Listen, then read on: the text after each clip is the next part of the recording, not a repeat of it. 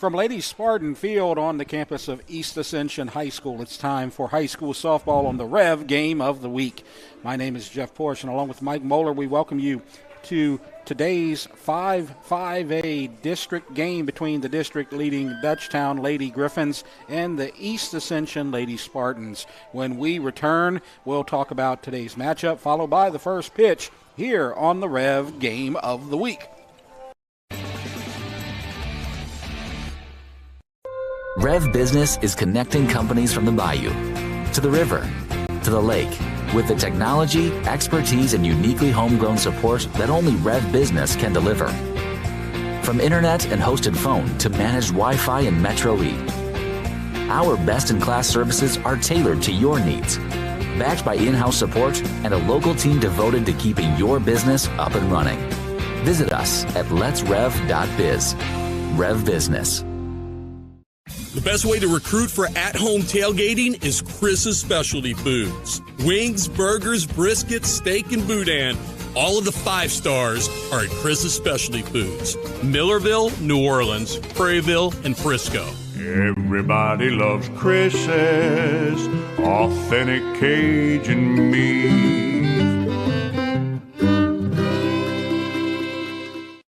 We just moved, so there's millions of Dahlias in bloom, over 9 acres. When we started, we grew 1/4 of an acre. Now I'm taking on new products on the regular. We always dreamed of having this property, so I want to make my yard look as beautiful as largemouth bass. Yep. We've got tons of them, don't we, buddy? There are millions of ways to make the most of your land. How will you make the most of yours? Come see us at Ascension Equipment for John Deere sales and service. Save more today and mow tomorrow.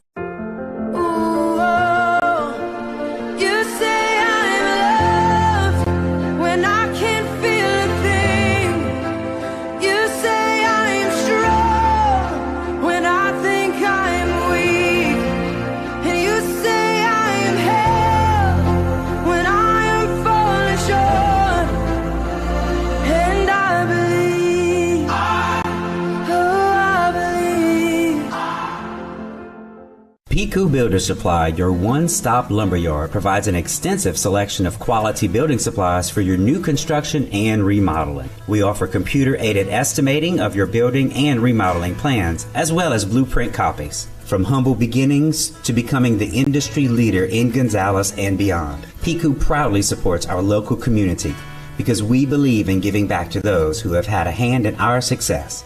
Let the experts at PQ Builder Supply help you with your new project today. This is a walk-on athlete. They push harder and put their heart into the game. This is the passion we're built on. It's why we put our heart into creating game day with a taste of Louisiana.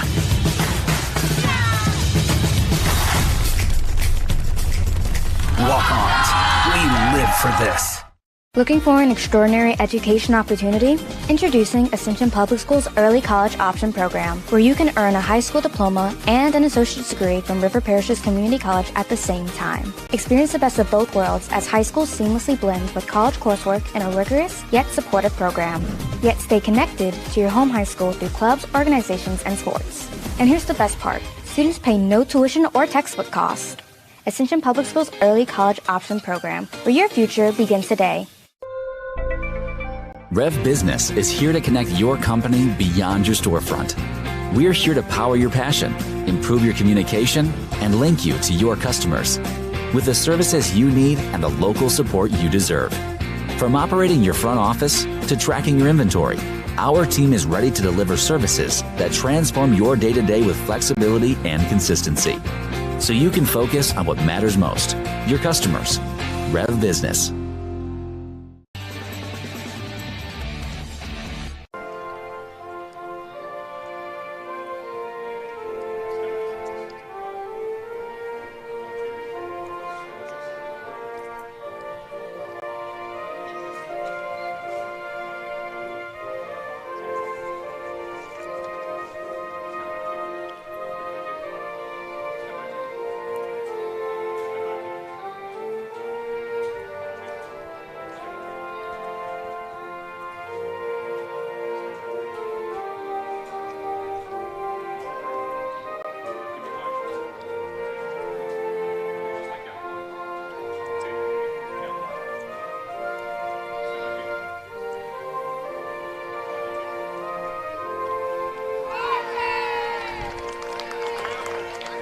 Let's play ball. Welcome back to the Rev Game of the Week. Jeff Porsche, Mike Moeller with you. The number 1 team in the state, Dutchtown, according to the power ratings, versus the number 11 team, East Ascension.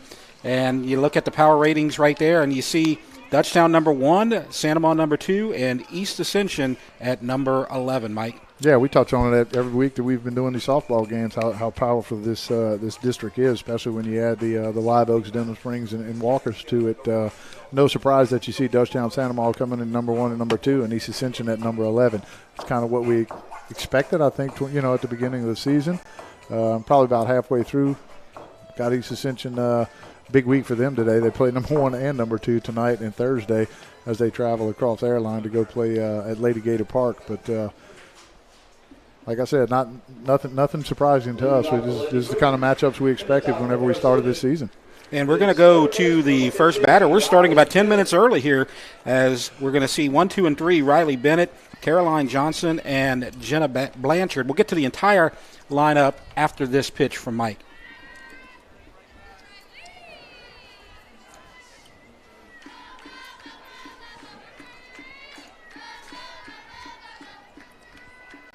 So first pitch is a strike. So leading off today for the Lady Griffins is going to be Riley Bennett. She plays third base, hitting second. Caroline Johnson, the second baseman. Jenna Blanchard, the left field, hits third, and Harper Dupree, the shortstop, bats cleanup. Maddie Keller, the center fielder, hits fifth. Brooke Vickner, the first baseman, hits sixth. Hitting seventh, the designated player, Ariel Hayes. Hitting eighth, Anna White. She's playing right field. And the catcher, Caroline Mathis, bats ninth. And the second pitch to the leadoff hitter, Riley Bennett for Dutchtown, is 1 ball and 1 strike. And Dutchtown, the Lady Griffins, coached by Nancy Insminger, who is in her 18th season, and pitches fouled away. So now 1-2 the count to the leadoff hitter. And on the mound today for East Ascension is number 8, Savannah Baker. Savannah comes in with 50 innings pitched. She started 7 games this season so far. She's got a win-loss record of 3-2. She comes in with 33 walks and 25 strikeouts. So 1-2 the count to Bennett. Johnson on deck. And that pitch is high and outside, so the count moves to 2-2. We are just underway, starting a little early here this afternoon. Dutchtown at East Ascension. Jeff Porsche, Mike Moeller with you, providing all the action here on the Rev Game of the Week. 2-2 pitch. Fouled back to the screen, so the count remains 2-2. So like we said, Coach Insminger, you can see in her 18th season, the number 1 team in the state right now, had a big victory last week against Santa Monica, and now we get to the 2-2 pitch as it's fouled away. But Coach Insminger's done a great job this season. She has Dutchtown number 1 in the power ratings, first place in District 5-5A, and she's already reached 1 state final in her career here at Dutchtown. Yeah, quite the resume for Coach Insminger. I mean, we've seen her for multiple years now. It just puts a great product on the field every single season. No surprise that they come in. Well, they've actually, earned it. They didn't come in as a preseason number 1, but they've played very well to earn that number 1 spot. So now Bennett moves the count from 1-2 to 3-2. So full count, big pitch. Swing and a miss at an outside pitch. And Riley Bennett goes down swinging. And with 1 out, let's go to the defensive starters for East Ascension. Defensively for East Ascension tonight in the outfield from left to right, it's going to be Hartley Berthelot, Avery Wheat, and Adeline Bradbury. On the infield at third base, Kaden Touye. Shortstop, Maya Lanou. Second base, Madison Stephen. And at first base, Corin Wagersback. Doing the catching is Avery Stevens. And in the circle, Savannah Baker. So Baker now pitches to the second baseman, and that's Caroline Johnson, and it's a ball outside. That was a big at-bat right there for the pitcher Baker, getting the strikeout on the leadoff hitter, Riley Bennett. Yeah, good at-bat by Bennett, though. I mean, saw a lot of pitches, kind of did what she wants to do, wanted to do there. Maybe just a little bit short of getting on first base, but nice battle early on in the game. And now Caroline Johnson takes it to a 2-0 count, the number 2 hitter, freshman second baseman. She hit a home run last week on the Rev Game of the Week against Sanama. Got Dutchtown out early in the first inning, and she's ahead 3-0. So one out here. Bennett struck out. Now Johnson, the number 2 hitter, is ahead in the count, 3 balls. Yeah, freshman against freshman here, so we'll be saying these names for the next several years, I'm sure. 3-0. And that one is in the dirt, ball 4. So Johnson will take first base, and that will bring up Jenna Blanchard. So she also hit a home run last week in the Dutchtown-Sanama matchup. So she's a sophomore, so a lot of young players. You got a good mix on this Dutchtown team of seniors and then a bunch of freshmen and sophomores as the first pitch goes for a strike. So Jenna Blanchard, like we said, she homered last week, and she leads the team in homers and RBIs. 3 homers, 29 RBIs on the season. 0-1 pitch. In the dirt, and Stevens does a good job of holding on to it, and Johnson stays at first. Yeah, nice job right there by Stevens. See Baker try to pull the string on something right there, change it up on it just a little bit shy of home plate right there. Johnson thought about trying to make it to second base, but got back pretty quickly.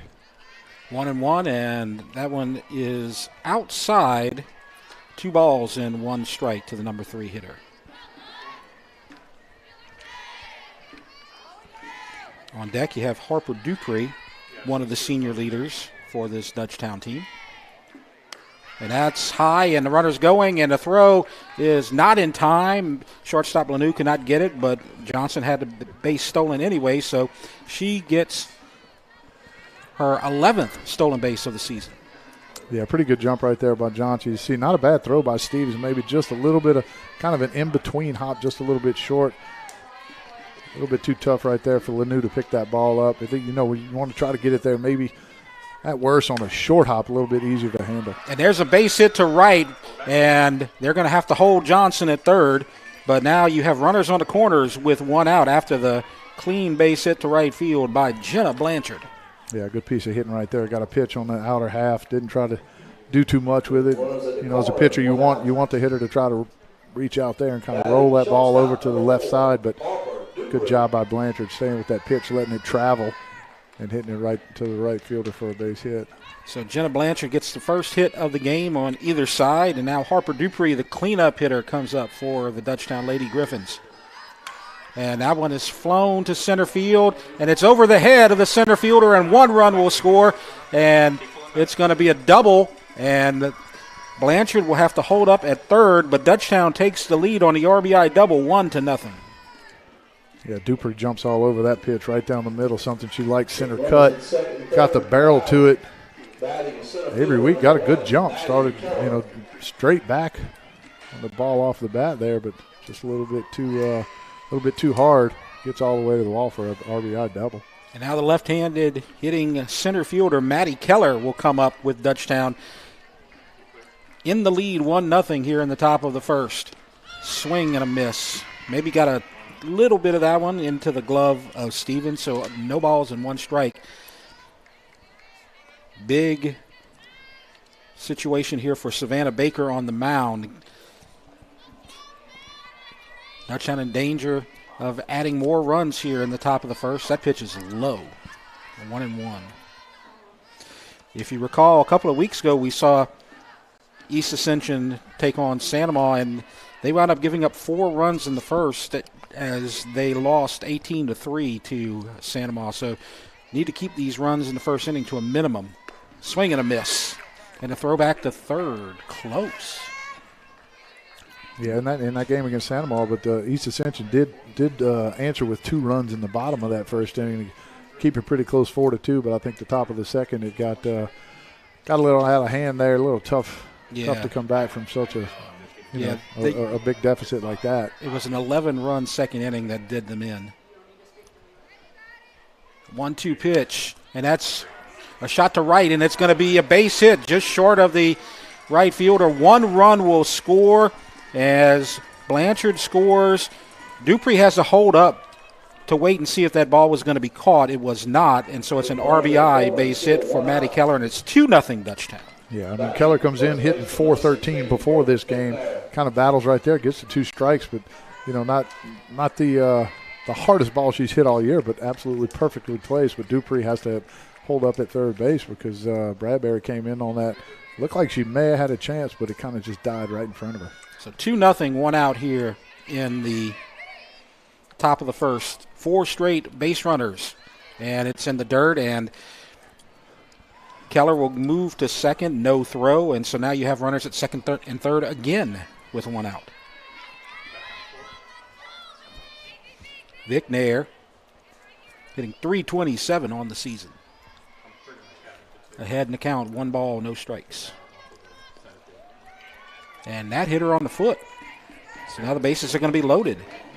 So that's 5 base runners in a row for Dutchtown. Yeah, that pitch looked like it just kind of got away from Baker right there. She's trying to establish a little control on that inside part of the plate right there. That ball just kind of tailed away on her. Nicks Vic Nair on the foot. And, Mike, while we have a visit on the mound from Coach Tony Ricca, let's take a look at the District 5 5A softball records on the season. Dutchtown leading the district at 4-0. If they can win here today, they would be a perfect 5-0 going into the second half of district play. East Ascension 11-7 overall, 2-2 in district, so a big game for them. Yeah, big game, like you said. Don't want to get too far behind too early, so you need some big outs right here if you're the Lady Spartans. But Dutchtown coming in 4-0, Santa Maria right behind them as we did that game last week. We knew somebody was going to come away with a blemish on their record, and that happened to be Santa Maria as they come in at second place at 3-1. And so a big game for both teams. Like we talked about earlier, this is kind of the biggest week of the softball season for East Ascension as they get Dutchtown and Santa Maria back-to-back. If they can win both of those games, they could be at or near first place by the end of the week as the first pitch to Ariel Hayes is a strike. So bases loaded, 1 out, 2-0 Dutchtown here in the top of the first. And the designated player, Ariel Hayes, at the plate. Yeah, I mean, we talk about the district here. It's so strong. You're always 1 or 2 games away from flipping the script on anybody. I mean, anybody. Oh. And it's off the glove of the shortstop. 1 run will score, and a second one is coming in. They're going to go to third, and they're going to have the runner doubled up as the designated, or the courtesy runner for Vic Nair is going to be caught up at second base, but 2 runs come in, and so it's a 2-run RBI base hit for Hayes, and it's 4-0. I'm not sure what happened there. We thought right, that was it was going to be the second out, but maybe was there kind of some kind of interference or something? Well, they're arguing something, and so they're going to say perhaps the runner's going to stay at second. So that's a courtesy runner for Vic Nair. That was number 32, Caitlin Hogg. So Hogg is not out on the rundown. She's going to remain at second. And so now you have runners on first and second with 1 out, and Anna White coming to the plate. And there's a nice pitch, a strike. So you have 6 straight base runners, 4 have scored, and you have runners on first and second with 1 out. Yeah. That ball that Hayes hit was barreled up pretty well. That ball was just a little bit too hot for Lanu to handle there at shortstop. Got on it pretty quick, and it was that in-between hop. Those are just so hard to judge. Anna White behind 0-2 after the changeup from Baker. East Ascension needs to get an out here. There's pitch outside. 1-2. Mike, this is what we saw in the top of the first in the Santa Maria game a couple of weeks ago. 4 runs across the plate so far for Dutchtown, and that's what we saw from Santa Maria. Yeah, and it's still only, when we look at the scoreboard, it says 2 outs, but I think it's only 1 out still. Correct. And there's a grounder to third, and Touye is going to step on the bag. Smart play. So 5 unassisted at third, and so Hogg will be out, and White will reach on the fielder's choice. So now 2 outs. And the number 9 hitter, Mathis. Yeah, good play right there by Touye. You just mentioned it. You want to try to keep this, this first inning at 4-0 right there. You don't want to get 2 runners in scoring position just trying to throw that ball to first base. Pretty easy ground ball for Touye to pick up and run over and get that second out. So first pitch, a strike to Caroline Mathis, number 9 hitter. She had a big game last week against Santa Monica. She's hitting .333 on the season. I believe she had a couple of RBI base hits last week. She's up to 15 RBIs. Hayes is at second. White's at first. 2 outs, fouled to the screen. So 0-2 now. We've seen Baker get ahead on the count a couple of times here so far, but needs a big out right here as this is the number 9 hitter. So Dutchtown has batted around, or will bat around after she comes to the plate if they cannot get her out. And there's a shot towards the gap, but it's going to be stopped at left field. Hayes is coming, and it's going to be cut off by Touye, and it's another RBI for Caroline Mathis, and now it's 5-0. Good job of hitting right there by Mathis. Goes down 0-2 pretty quick. Gets a pitch he can handle. Got a lot of the plate right there. Just hits it into left field. Picks up an RBI.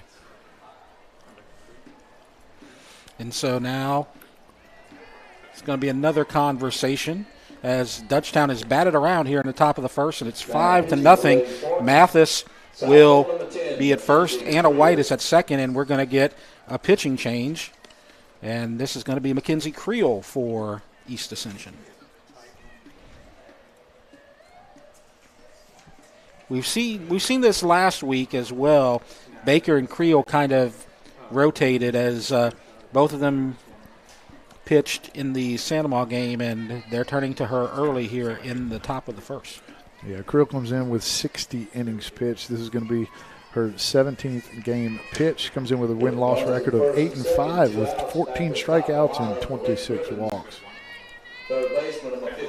So she needs to put out the fire. Riley Bennett struck out to start this game in the leadoff spot. She comes up for the second time here after she gets through her warm-up pitches. So far, Dutchtown has 5 base hits, 5 runs on 5 hits, 2 players on base. Like I said, White at second, Mathis at first. Now Bennett, who is a leading hitter, .459 for Dutchtown, but she is 0 for 1 today with a strikeout. Chased an outside pitch to start this inning. And that is a base hit to center. And they're going to bring a runner home. There's going to be a play at the plate, but she is safe. And with the throw to the plate, Bennett will move into second on the RBI base hit. And now it's 6-0 Dutchtown. Yeah, jumping on that first pitch was Bennett all day right there. Didn't need to see anything from McCreel. Got something she liked right away. Ambushed it. Sharp base hit right up the middle. And so Bennett at second, Mathis at third. White scores on the play. Johnson, who walked earlier this inning, is at the plate with 2 runners in scoring position. There's a fly ball to deep right, and it's over the head of the right fielder. 2 more runs will score. Mathis is going for 3, and it's a 2 RBI triple, and it's 1, 2, 3, 4, 5, 6, 7, 8-0 Dutchtown with the lead. Johnson going for 3, right? I think you said Mathis was going for 3 there. Right. I don't know. Yeah, yes, that's right. Mathis scored, and Johnson hit third base on the triple. Yeah, there you go. Again, first pitch, man. Just jumping all over those balls. They're pretty aggressive. That's kind of been their MO since they started this game. So now the 2 RBI triple from Johnson. And that's 8 runs across the plate in this first inning. And now Jenna Blanchard, who got a base hit earlier. And that gets away. The runner will not advance. Johnson stays at third. Blanchard 1 for 1, had a base hit, scored a run.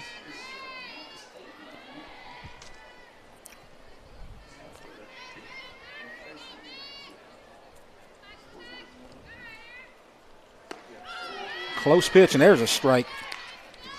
Great pitch right there by Creel. On that inside that's corner. that inside corner you want to control if you can. It's a big difference between throwing in there and pitching in there. Kind of get that that hitter aware that you can throw strikes inside there. That completely opens up the outside part of the plate. And there's a fly ball to center, and the center fielder makes a nice basket catch. Great play. Good play by Avery Wheat as she flies out to center for the third out. And in the first inning, Dutchtown gets 8 runs on 7 hits and no errors and 1 runner left. And it's 8-0 as we go to the bottom of the first, as Mike will give you the East Ascension batting order. Leading off today for East Ascension is going to be third baseman Caden Touye. Corinne Wagasback hits second, and she plays first base. The designated player, Mackenzie Creel, hits third. Batting cleanup is the catcher, Avery Stevens. Hitting fifth is Adeline Bradbury. She plays right field. Hitting in the 6th hole, Hartley Berthelot, the left fielder. The second baseman, Madison Stevens, hits 7th. Hitting 8th is Avery Wheat. She plays center field. And batting 9th is the shortstop, Maya Lanu. And they will face Dutchtown and a really good pitcher. We saw her last week who got the win against Santa Maria. That's number 14, Maddie West. Yeah, Maddie West comes in with a 2.51 ERA. Like you said, we saw her against Santa Maria. Kept those bats at bay all day long. This is going to be her 10th game started. She comes in with a win-loss record of 7-2. She has 52 strikeouts and 31 walks. And for East Ascension, they are coached by Tony Ricca, who is in her first season as a head coach here at East Ascension, and she is very familiar with Dutchtown as she was an assistant last season here at Dutchtown, or over at Dutchtown. We're at East Ascension here today. But leading off for East Ascension, you have Touye, Wagasback, and Creel. And Touye, one of the best players in Ascension Parish, hitting .588 on the season. If not the best. I don't know if anyone's hitting .588 with 10 bombs and 29 RBIs. No, she's amazing, that's for sure. It kind of sticks out to me also. Is that, I mean, you look at the 1-2 punch here with Touye and Wagasback. Both of them, you got 10 home runs from Touye, 6 from Corinne Wagasback. Touye's got 21 walks and Wagasback 19. So they're getting walked a lot of free passes, but when they get their chances, they're punishing that ball. And Maddie West on the mound. First 2 pitches are balls. And so it's 2-0, the count to Caden Touye. And that's a little inside and high, so 3-0. And it's really important, Mike, that these 2 hitters set the table, Touye and Wagasback, because you're down 8-0 before you even come to the plate. They need to get some runs here. And we saw that a couple of weeks ago. They got a couple of runs in that first inning. Yeah, and you can't try to get it all back at one time, right? It's base runners. Got to have base runners kind of pick and choose your little spots here. As you see, Coach Tony Ricca, like we were talking about, as you see, ball 4, and that's a leadoff walk to Touye. But when we're talking about Coach Ricca, she had a little experience with Coach Insminger last year as one of her assistants, and she played her high school ball at John Curtis and her collegiate ball over at Northwestern State in Natchitoches, and she's having a very successful first year so far. As the first pitch to Corinne Wagasback is a ball. So far, Maddie West is having trouble finding the plate to the first 2 hitters. Yeah, something that kind of just stands out to me. Usually when you see players with numbers as elevated as Touye and Wagasback, that's sky high, and the catcher can make a play, and the runner's tagging as the catch was made by Mathis, kind of ran into Bennett, and then kind of lost her bearings there and didn't realize that Touye had tagged up. So Touye is going to move the second on the pop out to the catcher. Yeah, and to finish what I was saying, they're pretty disciplined. You don't see them expand in the zone. You know, that's why you see the walks elevated. Good job right there by Touye. Getting that extra base. She wanted to go to third, as you saw the third baseman Bennett was kind of over there at second. She might have thought she could outrun her to third base, but you're down 8-0 right now. You don't want to chance anything, right? Yeah, absolutely. So Mackenzie Creel, who was a designated player to start the game, but she's on the mound right now, is ahead in the count. 1 ball, no strikes. And there's a strike.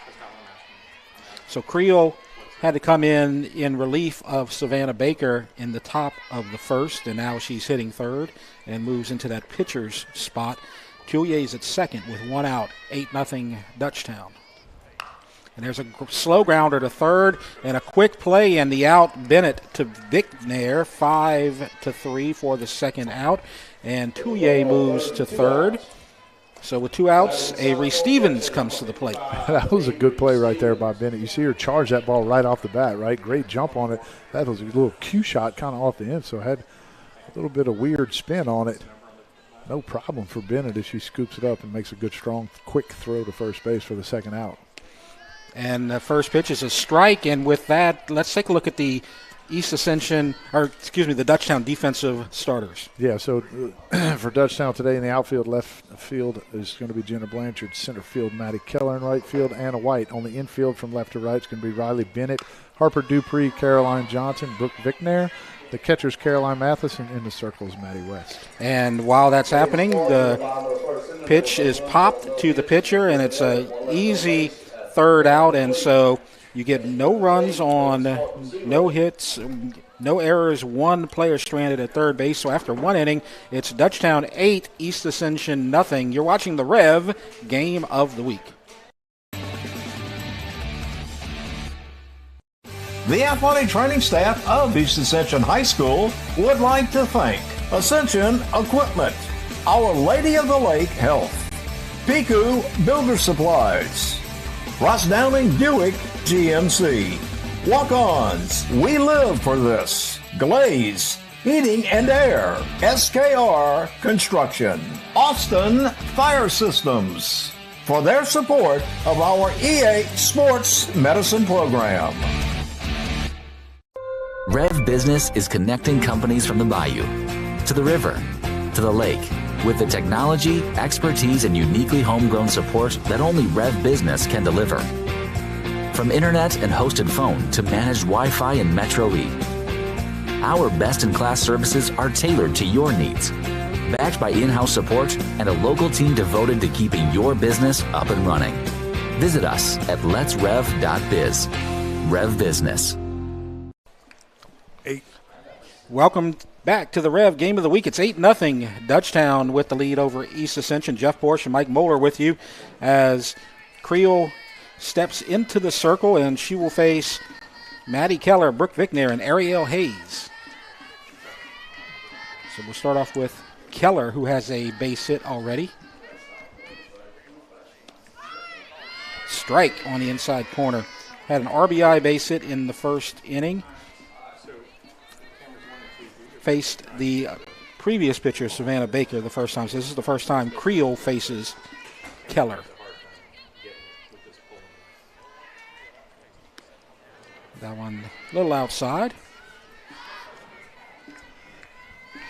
The count moves to 1-1. Big first inning, 8 runs on 7 hits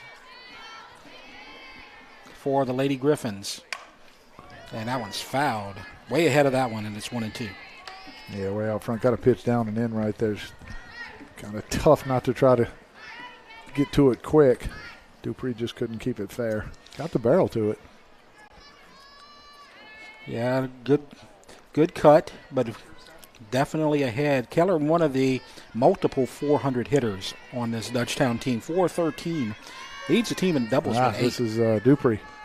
Oh, Keller on deck. Oh, okay, yes, that's my fault. And there's a drive to the gap, and that's going for extra bases. And it'll be a stand-up double. And that was Dupree. You were correct. Again, almost a carbon copy of what she did her first at-bat. That was a pitch up and away. Easy pitch for Dupree to do right there. See her just kind of go out, throw her hands to the ball. So that's back-to-back doubles for Dupree. And now Keller comes to the plate, the center fielder. And now we can say she's hitting .413 on the season. Swing and a miss. Chased a high pitch. Nobody out. Runner on second. It was single her first time and stole the base. Raised that 413 average just a little bit. Another runner in scoring position. High and outside, 1-1. So Dupree led off the inning with the double.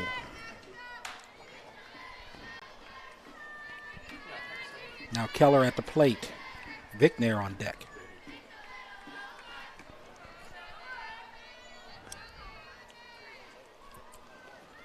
And the runner going to third, and the pitch, a good pitch to run on, as that one was in the dirt, and the catcher, Stevens, just did good enough to hold on to that one and get it to third, but safe at another good jump right there. You see that secondary lead that Dupree had at second. She sees that ball low and in the dirt.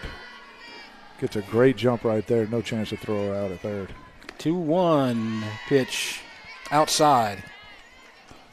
So now ahead 3-1. Dupree would score on a base hit. Dutchtown trying to extend their lead. And that's a pop-up, and that's going to be in the infield, and the shortstop, Lanou, gets it. So Lanou catches the fly ball, so Keller pops up to short, and Brooke Vicknair comes to the plate, and the runner stays at third. Yeah, good job right there by Creel. Just got that pitch. We talk about pitching in the top of the zone. That's exactly where she went right there. Riley tried to get on top of that ball. It's just one that you can't handle as well as the other ones a little bit lower down in the zone. Good job by Creel right there. Get the first out and strand that runner at third base. And now Vicknair will try to pick up the runner, and the first pitch is a ball. Vicknair was hit by a pitch in the first inning. She got to second and then was erased at third base for the second out on a run to the bag by Touye, on a grounder to Touye on the force. There's a ball, 2-0, just a little bit outside. I'm sure all that hit by pitch, her last at bat's all she needs. You see she's a little banged up, got the knee brace on. Right. And actually, her left side's a little sore. Right, and actually, technically, Hogg ran for her, so her spot made the second out, I guess you could say, her runner.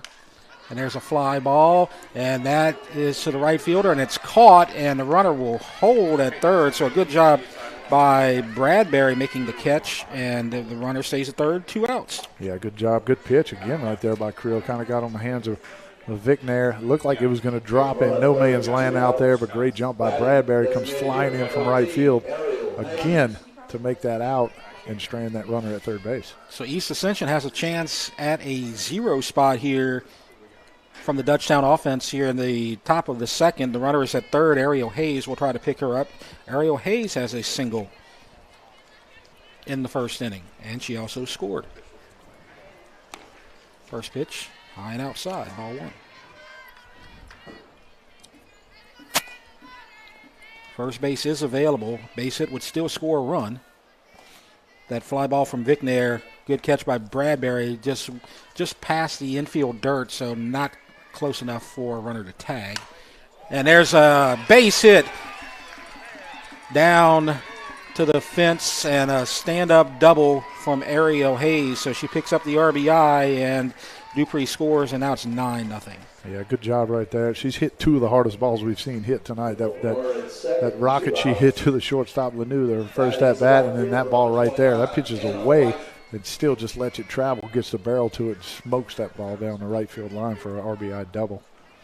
And so it looks like we're going to get a courtesy runner. Looks like Asia Weaver is going to go to second, number 11, and she will replace Ariel Hayes on the base paths.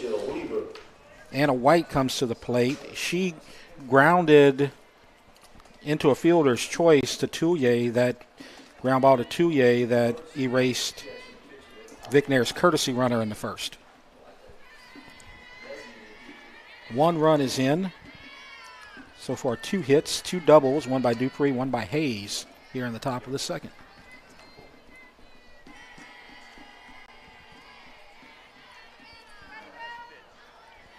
Creel in relief of Baker in the circle. First pitch, ball low. So White reached and scored.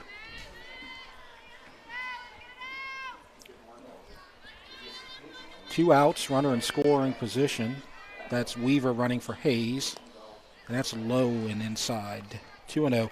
And Mike, White and Mathis in this 8 and 9 spot, they were really good last week against DUTCHTOWN. They did a good job here so far tonight against East Ascension. Yeah, they were strong last week against Santa Mar. We mentioned that during the game. Picked up a bunch of key knocks and RBIs for the Lady Griffins. But White takes a strike right there. Counts 2-1.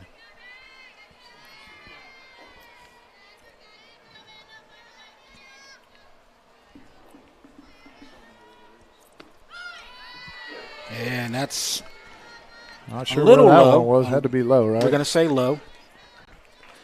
It's a nice pitch. Caught the plate. It was across the plate. I guess I'm just going to say it's a little low, and the count now goes to 3-1. First base is open. There's a strike on the inside corner.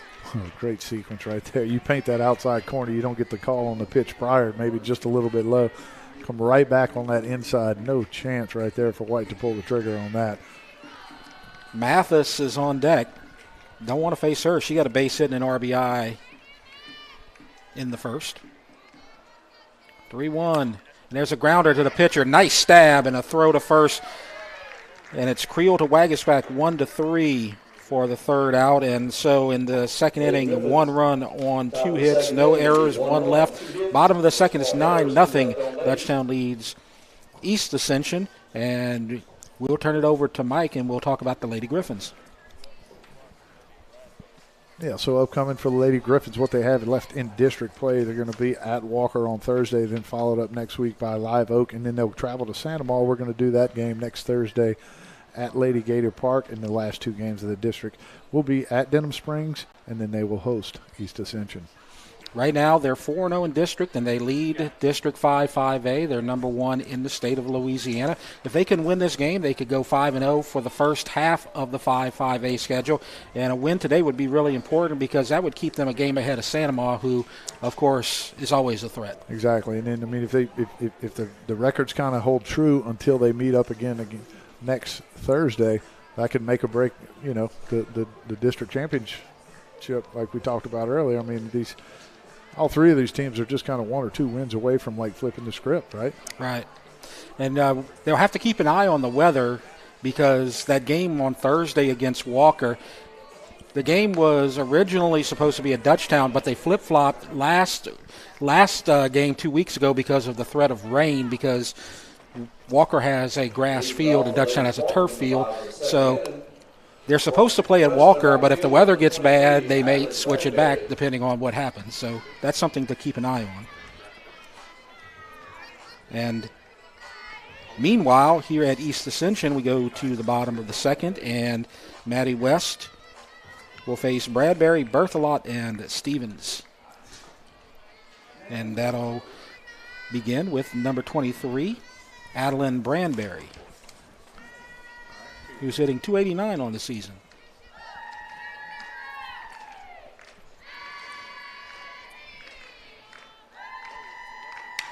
There's a quick bouncer to short, and the throw strong. Dupree to Vicknair, 6-3 for the first out.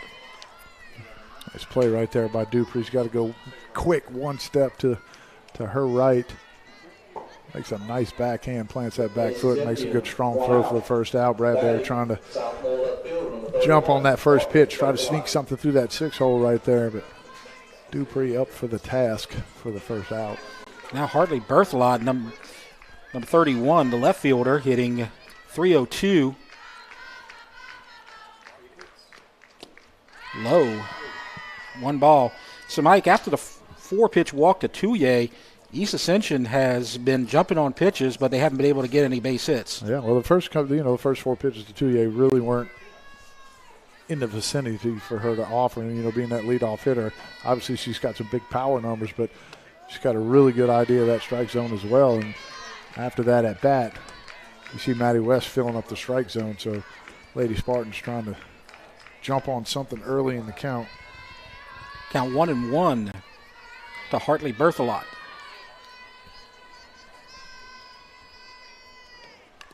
and tried to bunt for a base hit. Goes foul. Count now 1-2. So after that walk to Touye, you had to pop up from Waggis back to home plate. Creel grounded out third to first. Stevens popped up to the pitcher, and then Bradbury grounded out to short. And swung at a high pitch, and the throw to first, and that's going to be the second out as Berthelot strikes out. Yeah, that pitch is just the one we talk about all the time, just up out of the zone. Looks so good, but just really tough to try to get your hands on top of that ball and drive it somewhere. Just a little bit tardy on there was Berthelot. And so now Madison Stevens, the catcher, comes to the plate for East Ascension. And that's way ahead and fouled towards the track. 0-1, 2 outs here in the bottom of the second, 9-0. Actually, this is Madison. She's the second baseman. Her twin sister is Avery, yes. the catcher. Yes, okay, I see. She's wearing number 2, and I said, 2, that's the catcher. But she's in the 4 spot. Second base.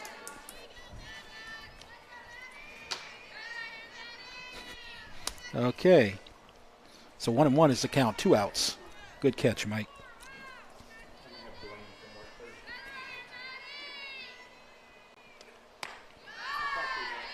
High, 2 balls, 1 strike. Good discipline right there. I thought about chasing it for a second.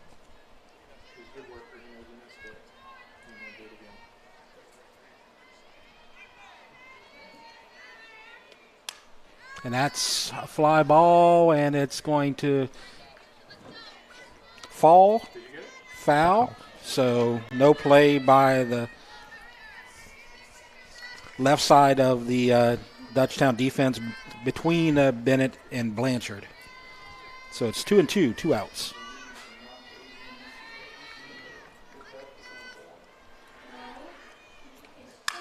And there's a grounder to short. Good play. Throw to first. In time. Nice stretch by Vicknair.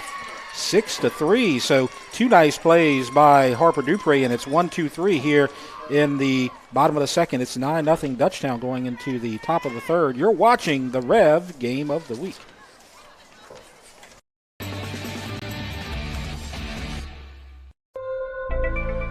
REV Business is here to connect your company beyond your storefront. We're here to power your passion, improve your communication, and link you to your customers with the services you need and the local support you deserve. From operating your front office to tracking your inventory, our team is ready to deliver services that transform your day-to-day with flexibility and consistency, so you can focus on what matters most, your customers. REV Business. The athletic training staff of East Ascension High School would like to thank Ascension Equipment, Our Lady of the Lake Health, Piku Builder Supplies, Ross Downing Buick GMC, Walk-Ons, We Live for This, Glaze, Heating and Air, SKR Construction, Austin Fire Systems, for their support of our EA Sports Medicine Program. Top of the third at East Ascension. Jeff Porsche, Mike Moeller with you. It's 9-0. Dutchtown leads East Ascension, and Dutchtown coming to the plate. 9-1-2. Caroline Mathis, Riley Bennett, Caroline Johnson will face Mackenzie Creel, who has come in relief of Savannah Baker. I just want to point out, you don't see many plays at shortstop as good as you just saw that play right there. Harper Dupree made that thing look easy. I know she made the backhand at the beginning of the inning, but that was kind of like you had to go down to a knee, plant the knee, pop right back up. Good strong throw over to first base to end that inning. And that's foul. And she made 2 decent plays as 2 balls hit right to her, but that second one was a nice little stab and a quick throw, and Dutchtown has looked really good on defense so far in this game against East Ascension. And now stepping back into the circle is Creel, and you have the 0-2 count to Mathis, who got an RBI base hit in the first, also scored in the first. And struck her out looking. That time they got that outside corner. Earlier they did not, but that time he got it. Or the umpire gave it. Great pitch right there. Nobody on and 1 out. So good job. And Creel gave up a couple of first pitch base hits in the first inning that kind of extended the lead, but since then she's kind of settled things down for East Ascension. Yeah, she has. I mean, we talked about it earlier. If East Ascension could stay away from that big first inning, that kind of gets them, out of reach of the game early. They bring in Mackenzie Creel, and she kind of puts out that fire. She's pitched very well since she's coming into the game. Now Riley Bennett, who has struck out and singled, has an RBI and a run scored.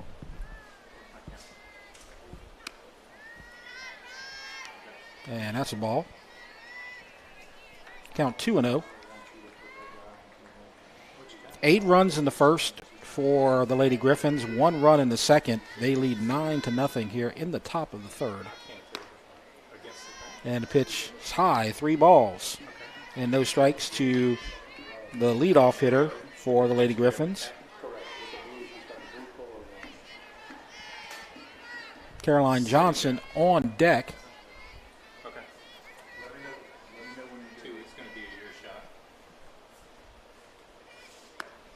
And a 4-pitch walk. So Bennett reaches base for the second time.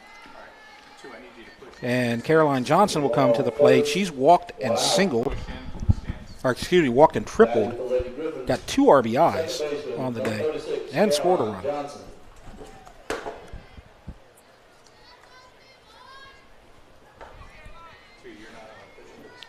So now Creel is ready.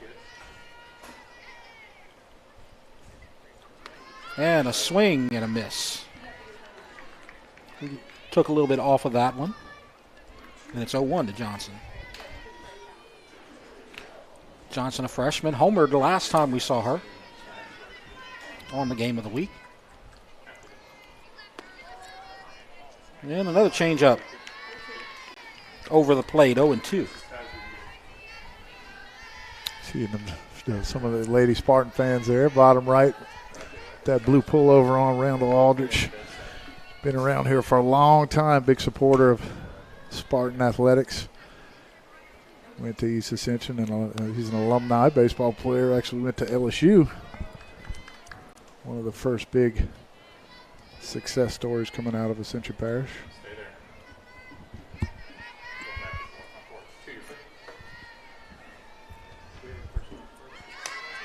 And there's a shot to Tullier and the throw to first for the out.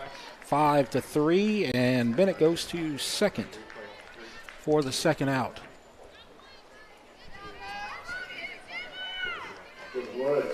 And so now Jenna Blanchard will come to the plate with 2 outs and a runner in scoring position. Blanchard has a base hit and a fly out to center field.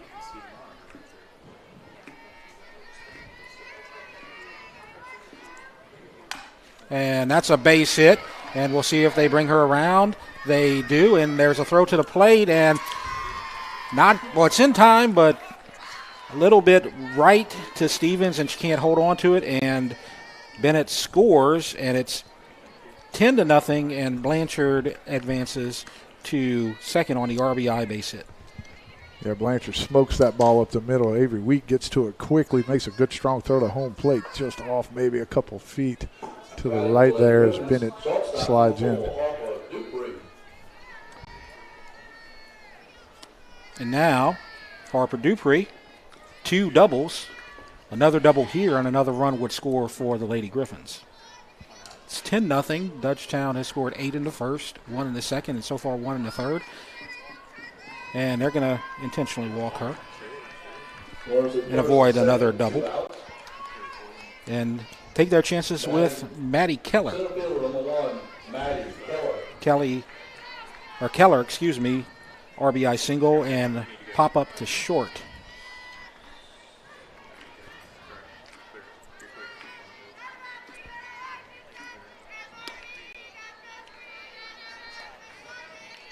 First pitch is a ball.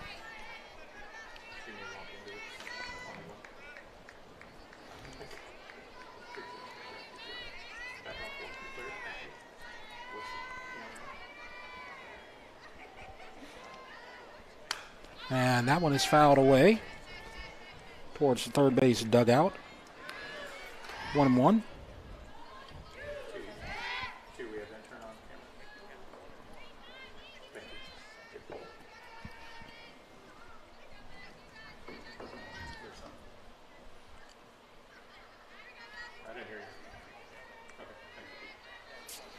Runners on first and second, 2 outs, 1 run in so far. And a strike. Nice change up on the outside corner. Good little backdoor right there. You see, kind of got Keller out in front on that. Didn't quite pull the trigger on that.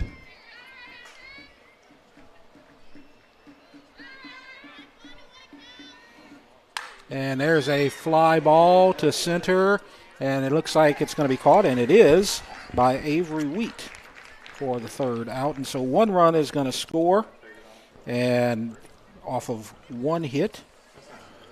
No errors, 2 left, and it's now 10-0 as we go to the bottom of the third, and we'll hand it over to Mike, and he'll talk about the Lady Spartans.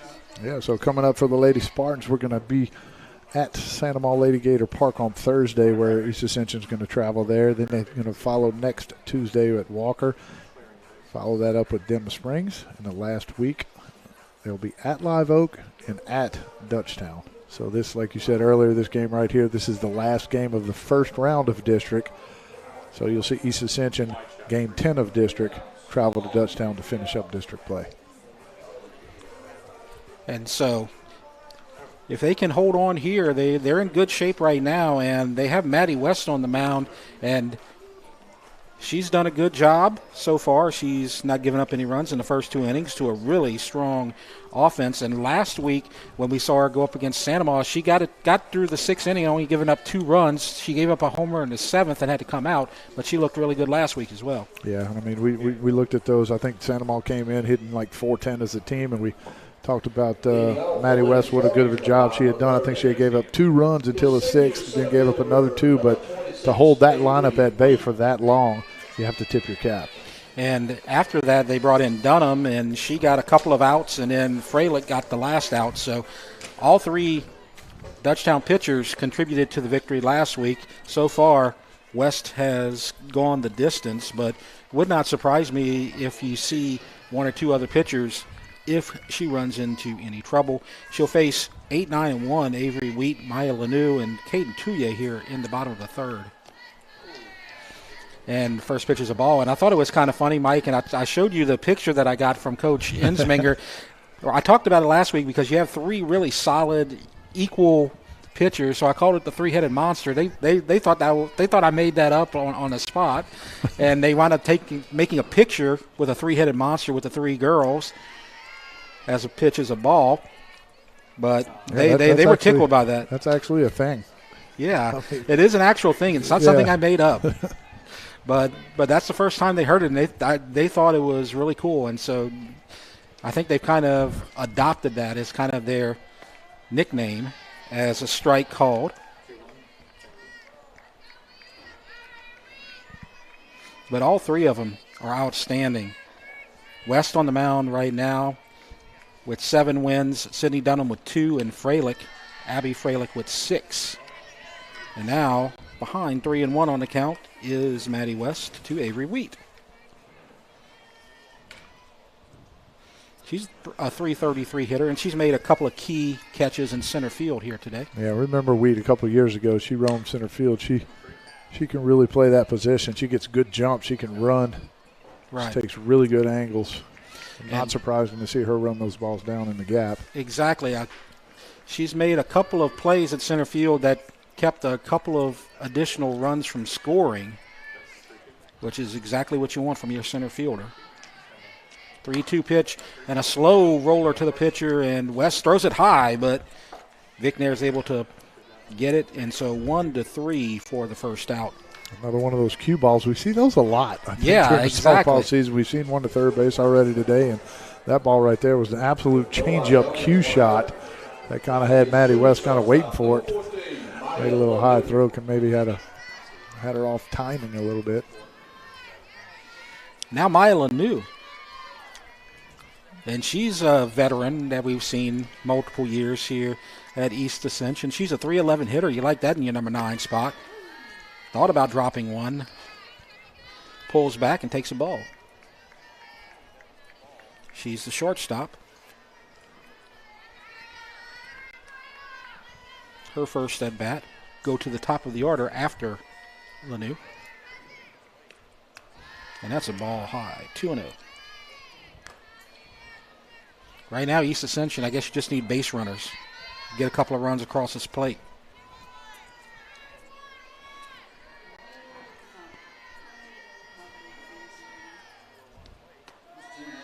2-0 pitch is a strike on that inside corner. Looks like the home plate umpire likes that inside corner on those right-handed hitters more than that outside corner. Yeah, he's setting up a little bit in there. You can see that pitch really well. And those pitches in there are strikes. I mean, they're good pitches. So he's making the right calls. Absolutely. And drops that one, and a quick grab by the third baseman. And look at that throw by Riley Bennett. That's a bullet. No chance. 5-3 for the second out. And she bounced on that ball quickly. You see her charging. Never checked up. Clean. Fielded it very cleanly and got rid of it. And usually when you see them get rid of it, the transfer or whatever, get rid of it quick. It's kind of, like a little, I don't know, half throw over there. But she threw an absolute rocket to make sure she got it there in time. Dutchtown's infield defense has been outstanding this season. As Kaden Touye comes to the plate, and there's a strike on the outside corner. She walked, has been the only base runner for East Ascension here today.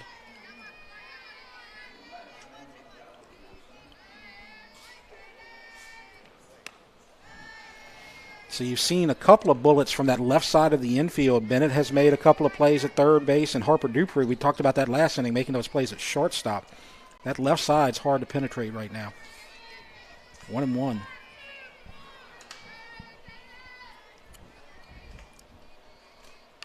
And that's foul back to the screen.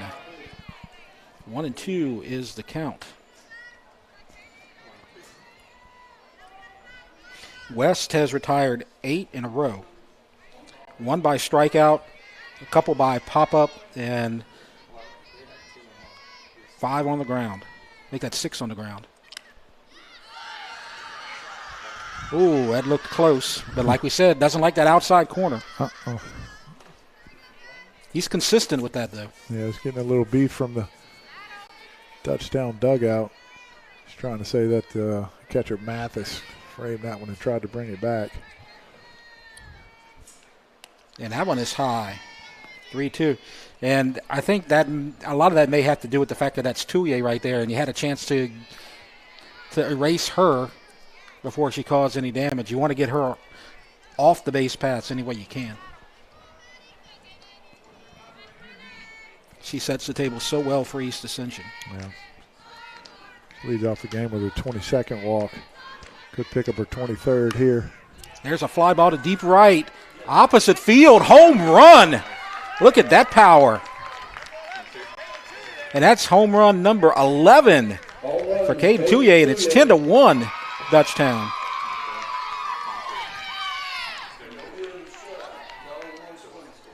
So last time we saw East Ascension, Touye hit a rocket, a laser that went probably 10 feet off the ground over the 215 sign in left field. This time she goes opposite field with a shot. Yeah, that's impressive. I mean, she worked the count to 3-2, right? You're looking like a typical leadoff hitter, and then she gets a pitch just maybe belt high on the outside half and just smashes it over that right field wall. Rocket. And now you know why Dutchtown wanted that third strike so badly. Popped up out of play, because if you can erase her before she erases you, which she just did, that is always an advantage. Yeah, no slouch is right behind her. Corinne Wagner's back coming up hitting .566, and she's got 6 bombs on the season, and she's the team leader in RBIs with 35. Ball high. So 2 outs, and Touye ends an 8 straight out streak for East Ascension. It's 10-1. Swing and a miss. Good pitch right there by West. She pulled the trigger on it. pulled the parachute, got about halfway, and that ball just stops. So West trying to respond to the home run from Touye with a strikeout looking on that inside corner. And so one run on one hit, the bomb by Touye to the opposite field, and no errors, nobody left. And so after 3, it's 10-1. Dutchtown leads East Ascension. You're watching the Rev Game of the Week.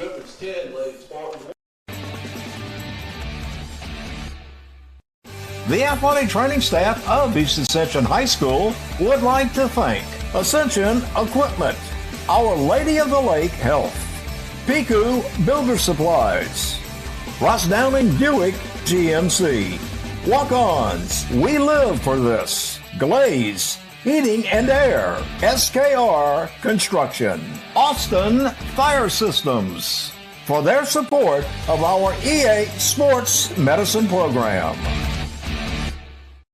REV Business is connecting companies from the bayou to the river to the lake with the technology, expertise, and uniquely homegrown support that only REV Business can deliver. From internet and hosted phone to managed Wi-Fi and Metro E, our best-in-class services are tailored to your needs, backed by in-house support and a local team devoted to keeping your business up and running. Visit us at letsrev.biz. REV Business. Welcome to the top of the 4th on the Rev Game of the Week. Softball, Dutchtown 10, East Ascension 1. Jeff Porsche, Mike Moeller with you. And Creel in the circle will face Brooke Vicknair, Ariel Hayes, and Anna White. 6, 7, 8 in the batting order. Vicknair. And a change up for a strike. Good pitch. You don't see that often, to change up first pitch. I know. That was a bit of a shock. But you got to think about Dutchtown. I mean, they've been coming out swinging early in the counts. We kind of try to keep them off balance, but typically that change up, if it doesn't have anything to change up off of. Right.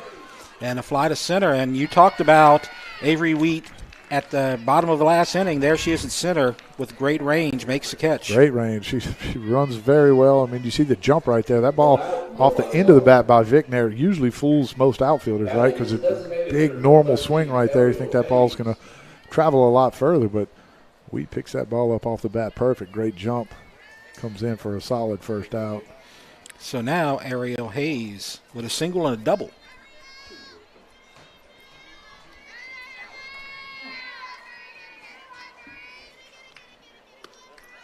Thought about it. Takes it outside. And we talked about how that inning at the bottom of the 3rd ended with that inside strike. Again, that outside corner, and that one was a little bit probably past the plate. But again, those inside pitches are being called a lot more consistently than the outside pitches, as that one's in the dirt, 1-1. Or excuse me, 2-0. Yeah, and I mean, if we can see that, I mean, obviously, the players can see that as well. Somebody's going back to the dugout. Hey, look, don't take anything close inside that's going to be called. Strike, got a better chance of letting something go if it's on that outer half.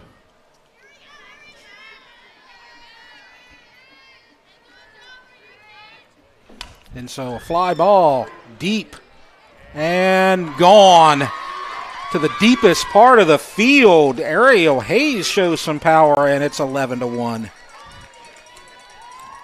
Good swing right there by Hayes. Picks up her 3rd home run of the season. We saw she's barreled 3 balls. That rocket to shortstop, the double down the right field line, and now a home run to dead center field.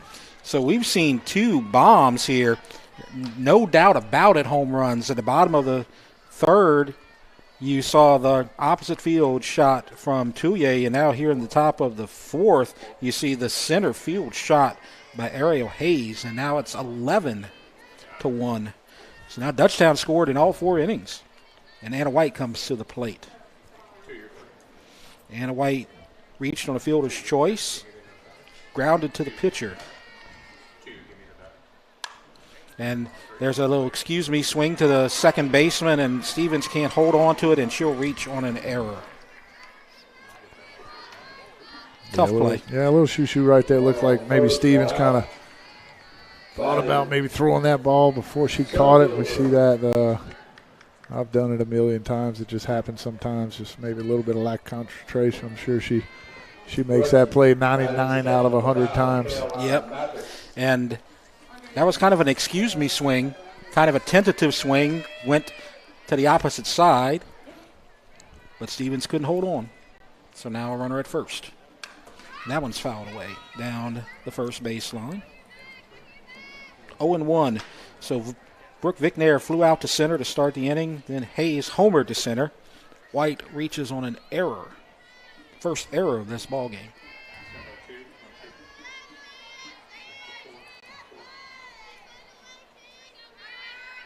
So 0-1 to Mathis. Thinks about it, tries to protect the runner. White still gets to second on a stolen base. Good throw by Stevens, but just not in time. Yeah, and you see Mathis right there protecting on that little fake bunt, trying to distract the catcher Stevens there. Not a bad throw, right on time. Got it. Probably beat the runner right there, maybe just a little bit too high.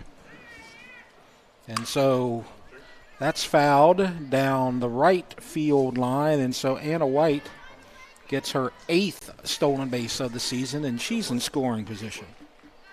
And the count goes 0-2 to Mathis. Mathis has a base hit and an RBI and was caught looking in the 3rd inning. She's picked up some key RBIs in the 9-hole this season. That's 16 now. And this may be 17, a base hit to right. They're going to hold White, though. So White will stay at 3rd. So no RBI from Mathis. It's 1st and 3rd after the base hit. Yeah, good job right there by Bradbury getting that ball in quickly. You see no real chance for White to score on that. That ball was hit pretty hard. Yes. And we've seen it, and we've talked about it multiple times, Mike, 8 and 9 getting on base. And now you're at the top of the lineup with Riley Bennett and ducks on the pond. It's 11-1. 1st and 3rd, 1 out. There's a fly ball to deep center, and that's another homer. That's 2 to dead center, and a 3-run shot by Riley Bennett, and now it's 14-1. Yeah, you see Bennett right there, got that ball up in the zone. I'm looking at the wind because that's 2 bombs to center field right there. The flag blowing, not even blowing. I was going to say blowing straight down, but that's not even a thing. So it's just hanging straight down right there. So some brute strength by the Lady Griffins right there going dead center. So Ariel Hayes and Riley Bennett with bombs to dead center field on opposite sides of the flagpole, I believe. And so now it's 14-1. And Caroline Johnson, she homered last week against Sanamaw, so we know she has power potential. So now 4 runs this inning.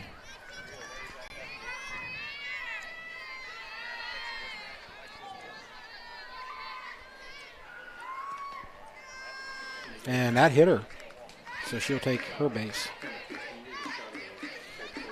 And so you had that error that got White on base, and then Mathis got the base hit after the stolen base by White. And then all 3 runs score on the Bennett bomb, and now we have another runner at first with 1 out, and Blanchard comes to the plate. A couple things uncharacteristic. You see 2 leadoff hitters with bombs. Yeah. Typically those are the slappers that just want to get on base, work some walks, stuff like that. But these leadoff hitters we're seeing today has got some thump. Yeah, it's that. I guess it's that new age, that analytics. I guess. Blame it on analytics. Yeah, I don't even like to hear that word. Right. Not a fan. No. If it goes over the fence, it's a homer. I don't care how fast it went over, right? Exactly. I've talked about it before. I think the idea is if you got some strong hitters, put them at the top of the lineup because they're gonna get more plate appearances. And I think that's kind of the strategy behind it. And people just don't wait for the big inning anymore. They just hit home runs. Yeah, it used to be a little more strategic. Hey, let's get some people to set set the table, get some base runners on, and you have your big, your big RBI hitters down 4th, 5th in the lineup in the position to pick those runners up. And a steal attempt and successful from Johnson. And another ball. So that moves the count to 3-0, and for Caroline Johnson, that's stolen base number 12, second of the day.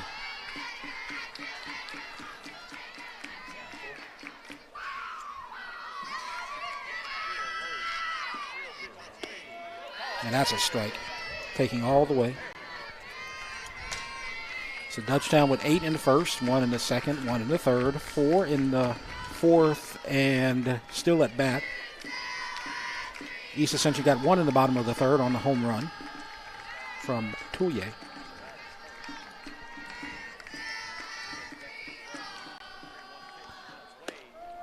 And that's a strike on the inside corner. That's that pitch. We've seen it all day. Yep. Consistent.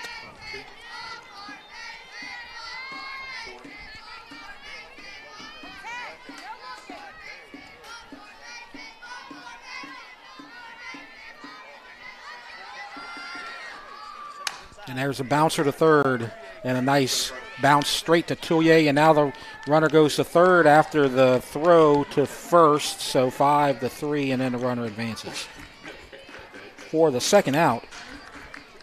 Yeah, hard hit ball right there. Touye did exactly what she's supposed to do, right? Kind of check the runner and go to first. But Johnson immediately takes off from second base and slides into third safely on the out.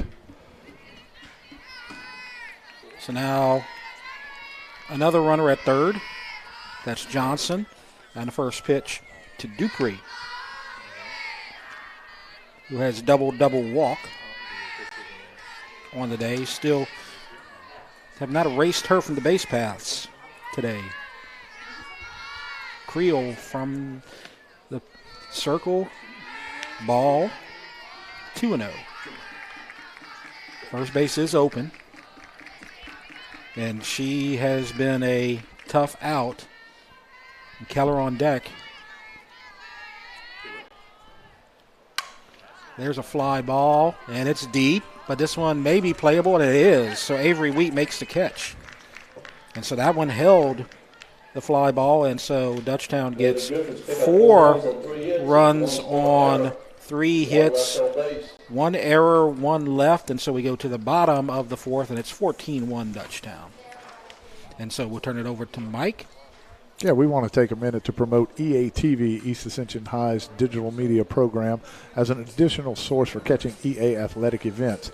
EATV was started in 2022 by Mr. Eric Brownfield and was funded through REV's Reach a Kid, Teach a Kid grant program.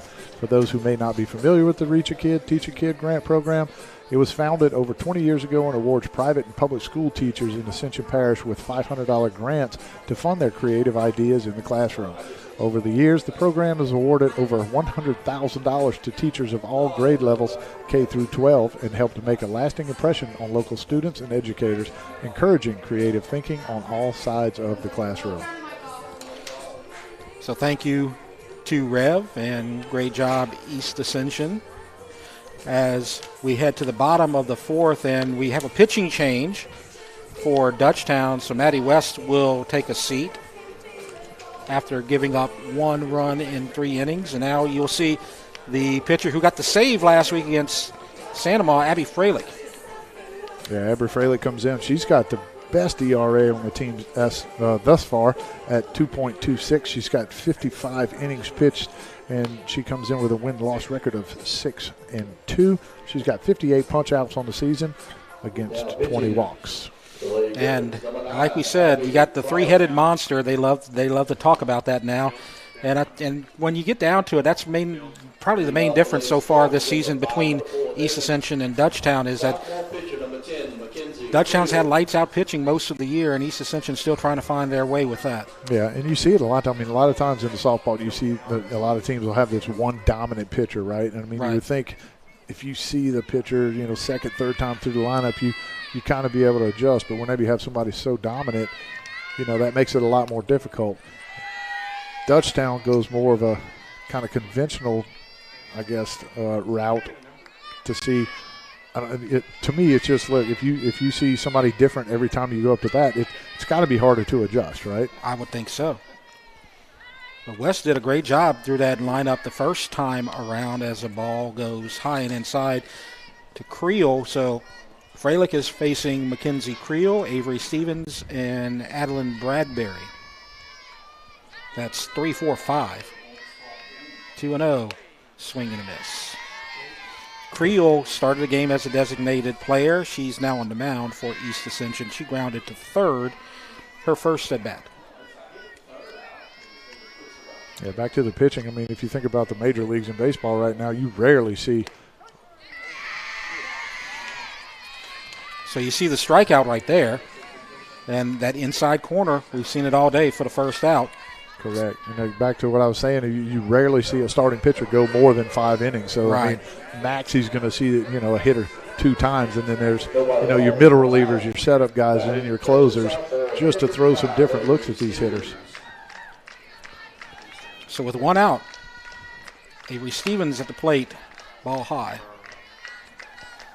So far, 2 through 9 in the East Ascension order has not reached base. Touye has done all the damage. She walked and homered in that leadoff spot. That time, the inside pitch does not get called.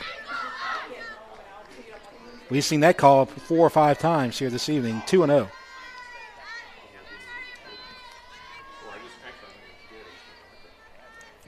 So Stevens is the catcher. That one is a strike. Avery Stevens is having a great season. She's hitting .383. Doesn't have a home run, but she does have 19 RBIs.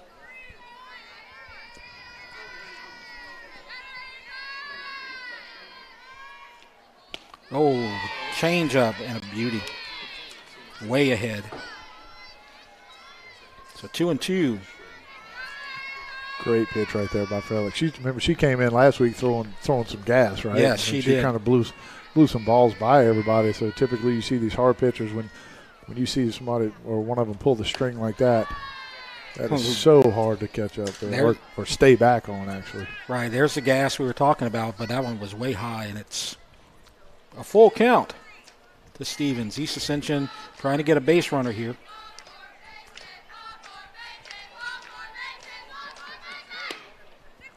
Did not get that inside corner. A rare ball called on that inside corner. Right, and that was 2 of them that were on that inside corner. But they are going to get the base on balls, and Stevens will get a courtesy runner at first. Number 4, Zakiah Jackson.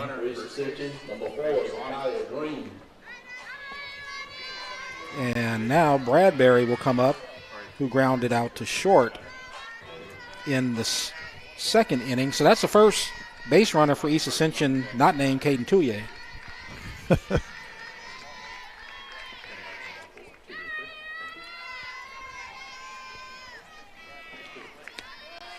First pitch. Now the outside corner getting the call. Another changeup. 0-1.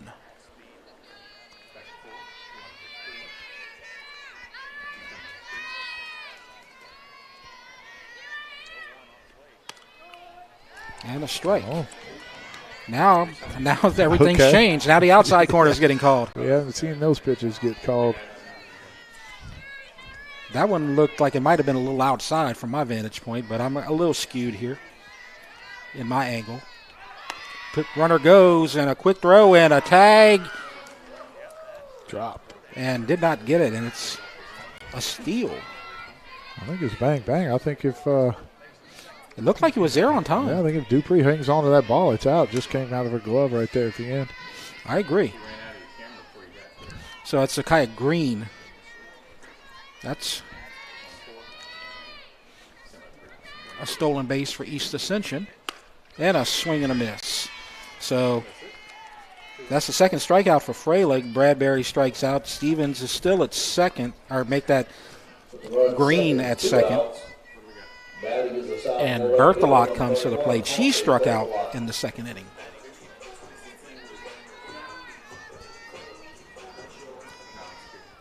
14-1, Dutchtown with the lead here in the bottom of the fourth.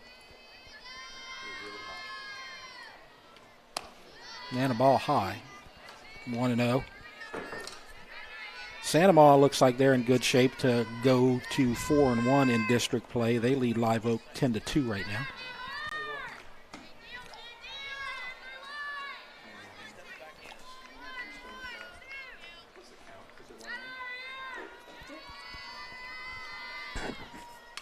Fouled away, 0-2. Excuse me, 1-1. So Santa Maria in good shape. Both of these teams will see Santa Maria, and so will we. The Rev game of the week on Thursday will be East Ascension at Santa Maria, and then next Thursday it'll be Dutchtown at Santa Maria. And the runner going to third, and the throw a little late. Kind of hesitated there. Green's got 2 bags. Pitch was a ball.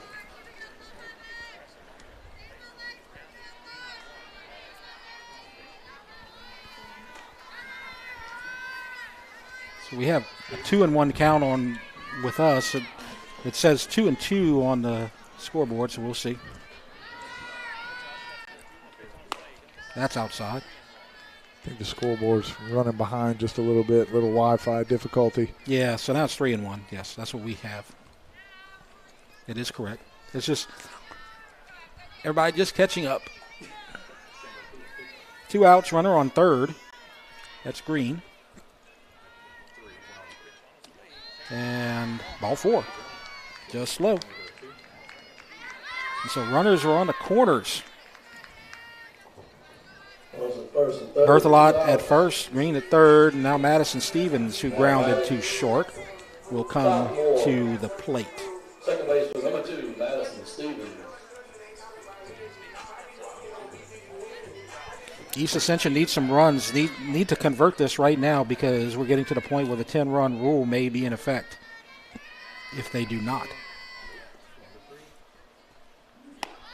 And the first pitch is high and outside, and Mathis looks Berthelot back to first, no throw.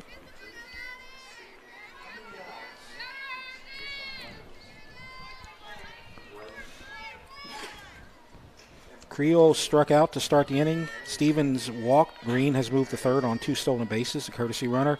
Bradbury struck out as there's a strike, and Berthelot walked. 1-1, 2 outs.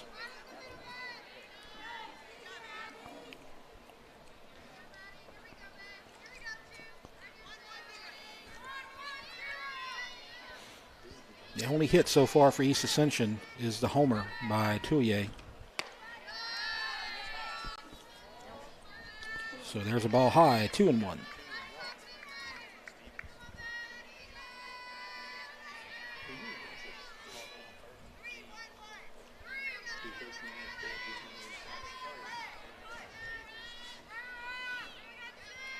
Two and 1 pitch.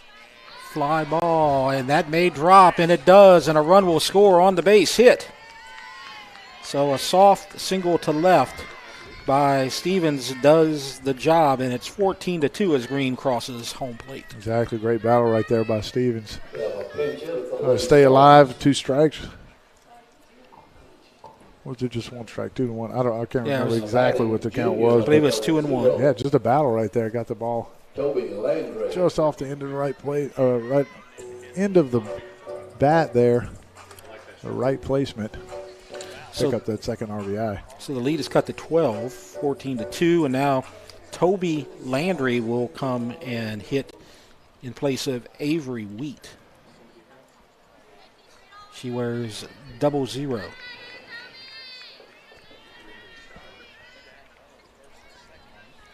Has an RBI on the season. This will be her 16th plate appearance of the year. And there's a strike. 0-1. Berthelot at second, Stevens at first. 1 run is in. 2 hits on the day for the Lady Spartans. And that one is fouled off the fist.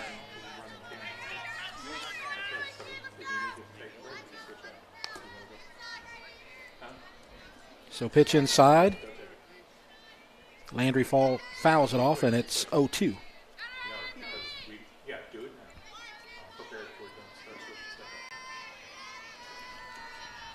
Freilich trying to get out of this fourth inning with only 1 run scored. Pitch high, and the throw to second.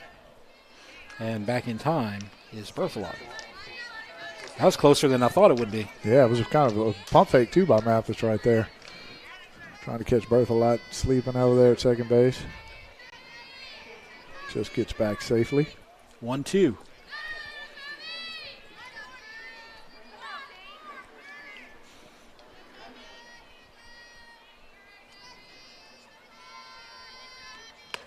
Strike 3 on the outside corner. And so 3 strikeouts for Freilich. And the third one ends the inning. And 1 run scores for East Ascension on 1 hit. No errors, 2 left on base. So after 4 innings, it's Dutchtown 14, East Ascension 2. You're watching the Rev Game of the Week. Dutchtown 14, East Ascension 2.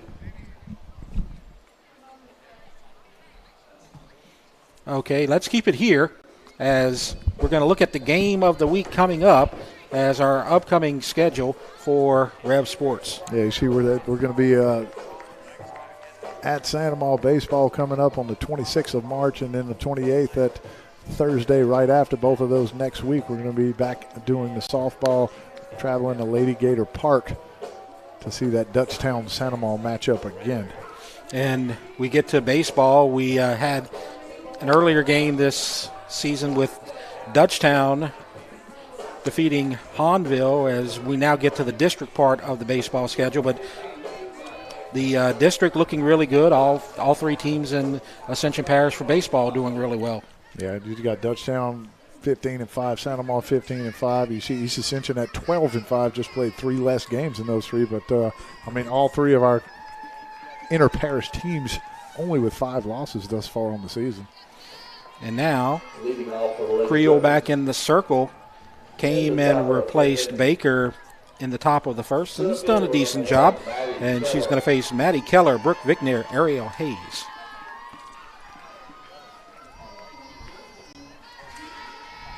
Five, 6, 7 in the Lady Griffin lineup.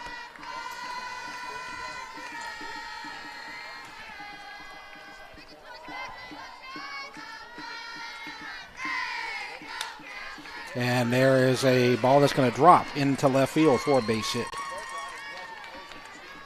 So a soft fly drops in front of the left fielder, and Keller reaches with her second hit of the day. Yeah, Keller coming in, hitting .413, 2 for 4 on the day so far. So that average will go up. You see her pretty aggressive, trying to hit that first pitch. A little bit off the end of the bat, but exactly where she needed it to be to pick up that base hit. Now Vic Nair, who was hit by a pitch and has flown out twice. Runner at first, nobody out. And that one is flown to right and caught. So Bradbury makes the catch. And there's 1 out, and Keller goes back to first. Again, you see Lady Griffin's aggressive on that first pitch. Vic Nair hacking away. Got a pitch she liked, kind of up in the zone. Just elevated it just a little bit too much. You see Bradbury over there to make that easy grab for the first out. Now Hayes, watch out for her. She has a home run today. She's got a single, a double, and a homer. She's a triple away from the cycle. As the runner goes, and it's a good throw, and this may be in time, and it is 2-6.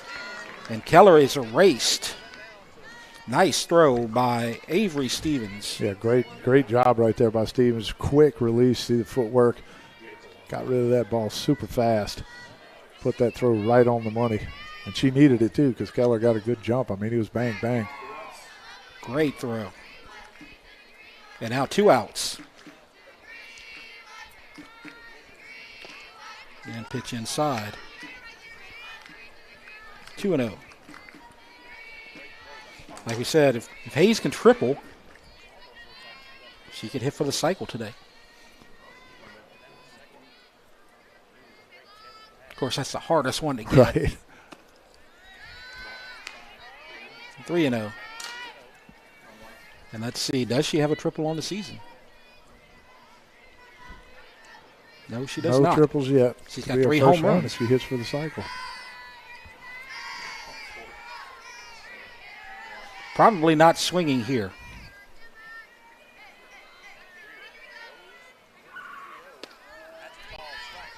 And there's a strike. Outside corner has now become home plate umpire's favorite spot. 3-1.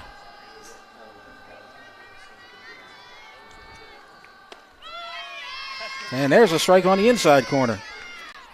Two pretty good pitchers there. Like Creel paints that outside corner.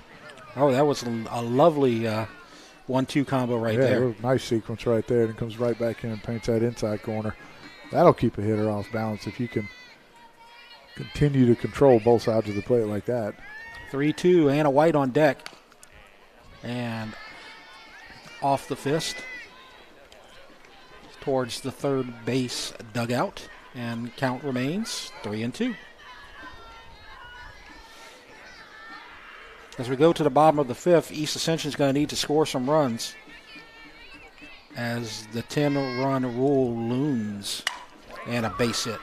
Not a triple, but a solid base hit. Another rocket right back up there. Ball kind of knuckled. You saw it dancing as it went out there to center field. Hayes has barreled every single hit she's gotten today, and that would be 4 of them. So we're going to see the courtesy runner coming in, Asia Weaver. Right fielder, number 29, Anna White. Now White will come to the plate. Fielder's choice, grounded to the pitcher, and then reached on an error by the second baseman. Looking for her first base hit of the day. She has scored 2 runs, though, which might be the most important statistic of all if you need to win, which you do.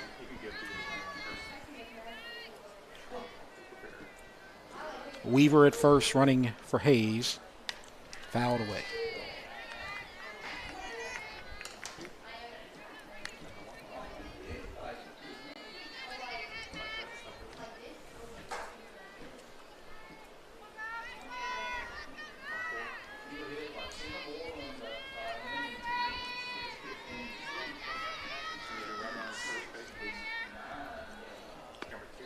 So our score 14-2 as pitches outside.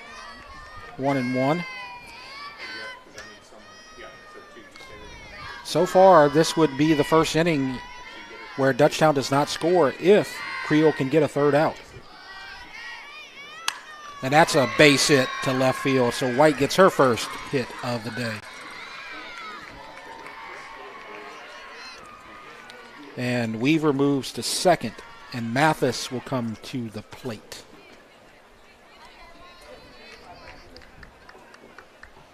That was a very hard hit ball, and so she reaches base for the third time, but that was her first base hit of the day. Now 2 singles and a strikeout from Mathis. Also scored a couple of runs. Strike. There's that pitch on the inside corner again. Yep. For about an inning, it didn't look like he was favoring that one, but now he's going back to it.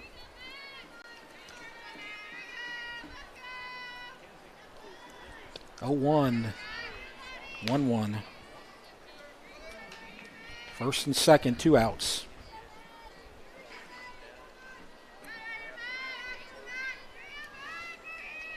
East Ascension looking for their first scoreless inning on offense from Dutchtown.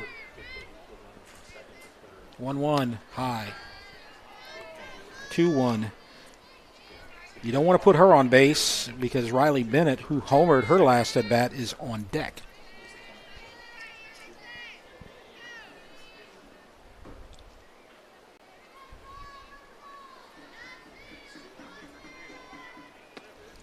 And that one was inside. 3-1.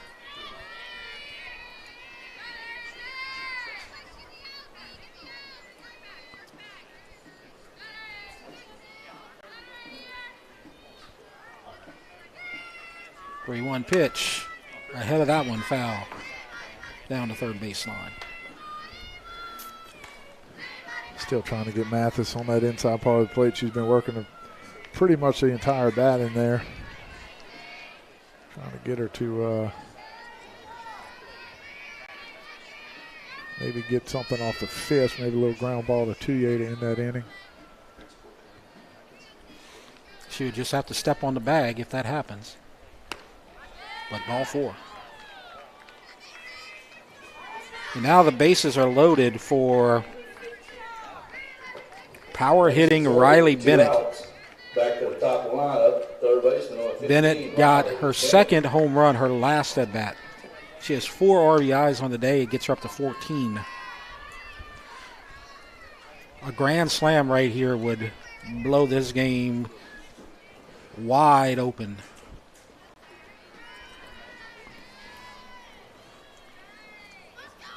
It's already 14-2. Cannot give up anybody else. Cannot give up any more runs as we are headed to a potential 10-run rule situation very soon. 1-0. 2-0 gets away, but the runners will not advance. So you have Weaver at third, running for Hayes. Anna White at second. Caroline Mathis at first. 2 outs.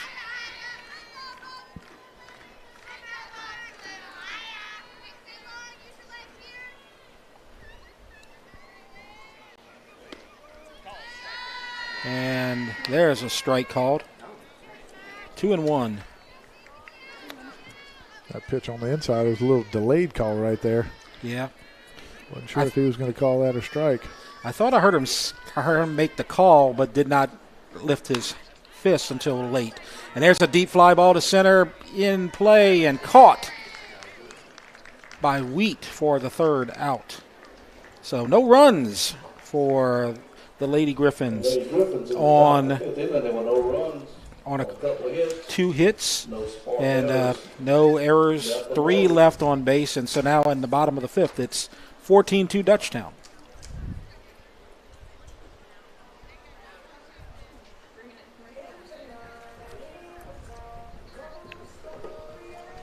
Let me take a look at the baseball records right there. We touched on it a little bit in between the half inning last time.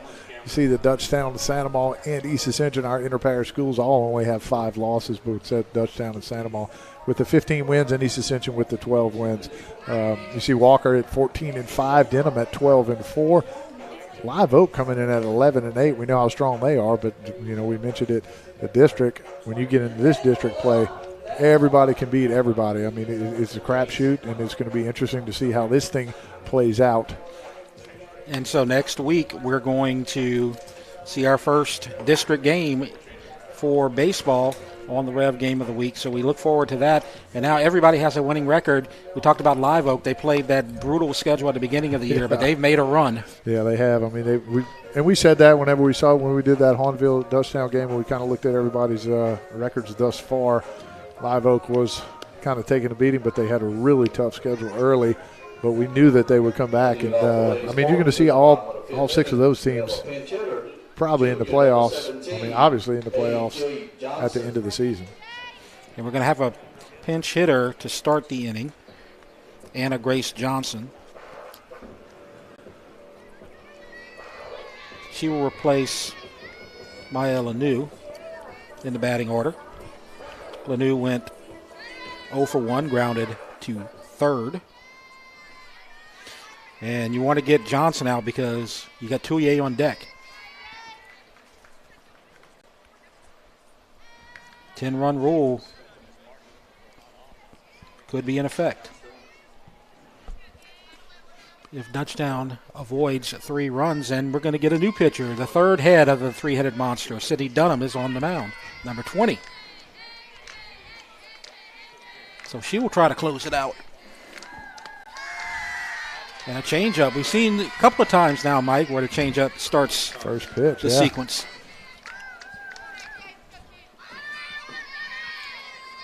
So it's Johnson's trying to probably take a look at that first pitch, trying to maybe take a first pitch fastball or something that she can get a good look at, maybe pick up a spin.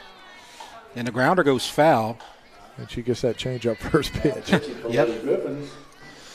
Number 20, Sydney Dunham. It's a good thing that ball went foul because Bennett threw another bullet to first base. Now squares around and pulls back and takes a strikeout on the inside corner.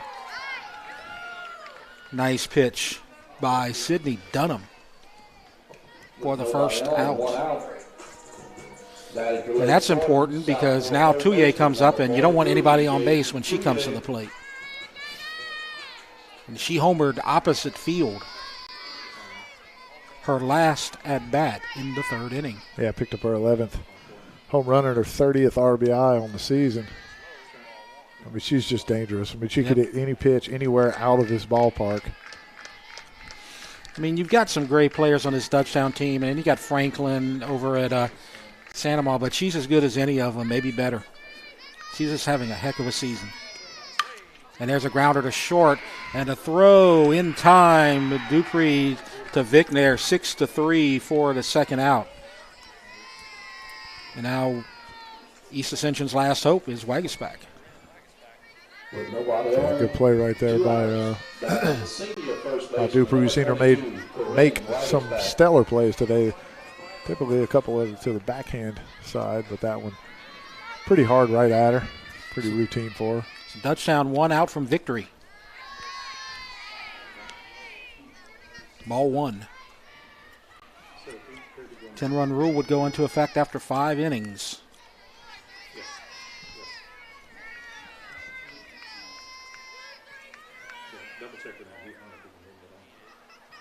With the 12-run lead, you got a couple of runs to work with here.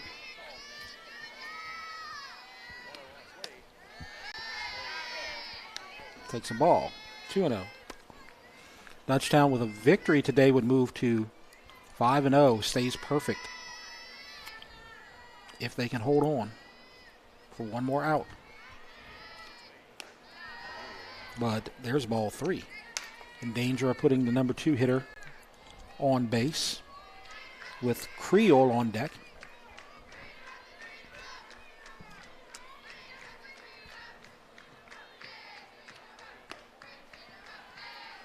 And there's a strike called. Another delay. Yeah. Kind of watched the what Waguespack did right there. She didn't run to first base, so I figured he may have called that a strike. Yeah, I think he's calling it well before the hand signal. But there's ball 4. And so East Ascension stays alive. And Creole will come to the plate. One on first, 2 outs. Batting is a pitcher. Sophomore, number 10, Mackenzie Creole. So Waguespack at first. Need both of these players to score and then get another one as a strike is called. So Dutchtown probably not too concerned with the runner at first.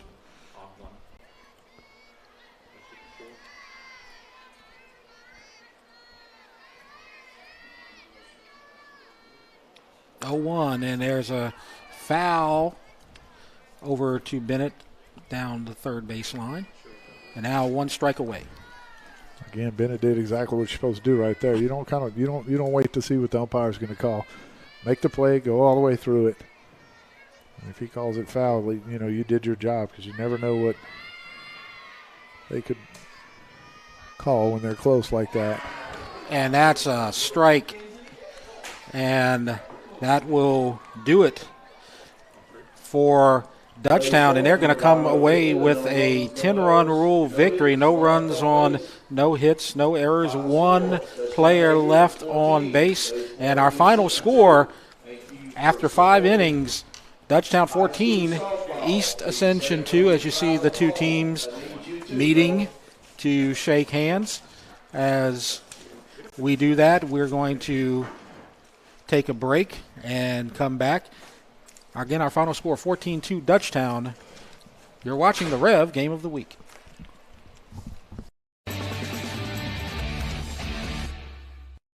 REV Business is connecting companies from the bayou to the river, to the lake, with the technology, expertise, and uniquely homegrown support that only REV Business can deliver. From internet and hosted phone to managed Wi-Fi and Metro E, our best-in-class services are tailored to your needs, backed by in-house support and a local team devoted to keeping your business up and running. Visit us at letsrev.biz. REV Business.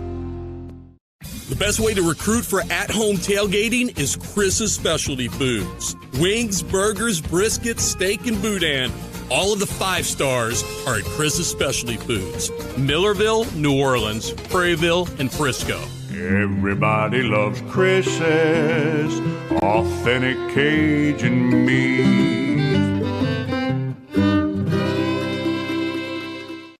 We just moved, so there's millions of... Dahlias in bloom, over 9 acres. When we started, we grew 1/4 of an acre. Now I'm taking on new products on the regular. We always dreamed of having this property, so... I want to make my yard look as beautiful as... Largemouth bass. Yep. We've got tons of them, don't we, buddy? There are millions of ways to make the most of your land. How will you make the most of yours? Come see us at Ascension Equipment for John Deere sales and service. Save more today and mow tomorrow.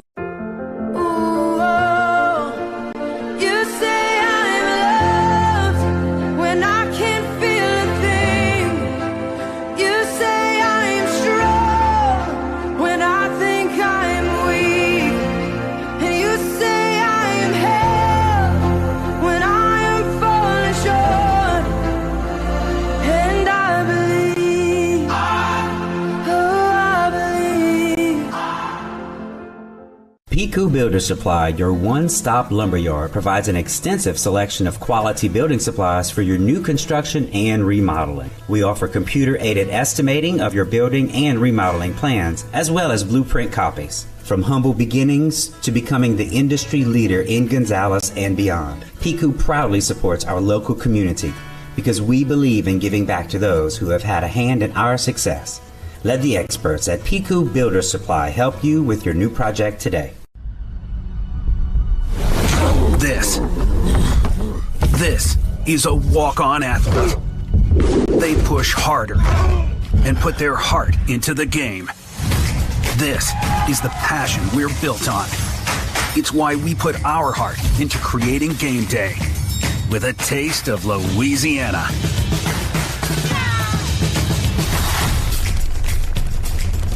Walk-ons, we live for this. Looking for an extraordinary education opportunity? Introducing Ascension Public Schools Early College Option Program, where you can earn a high school diploma and an associate's degree from River Parishes Community College at the same time. Experience the best of both worlds as high school seamlessly blends with college coursework in a rigorous yet supportive program.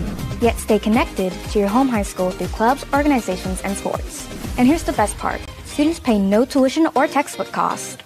Ascension Public Schools Early College Option Program, where your future begins today. REV Business is here to connect your company beyond your storefront. We're here to power your passion, improve your communication, and link you to your customers with the services you need and the local support you deserve. From operating your front office to tracking your inventory, our team is ready to deliver services that transform your day-to-day with flexibility and consistency, so you can focus on what matters most, your customers. REV Business.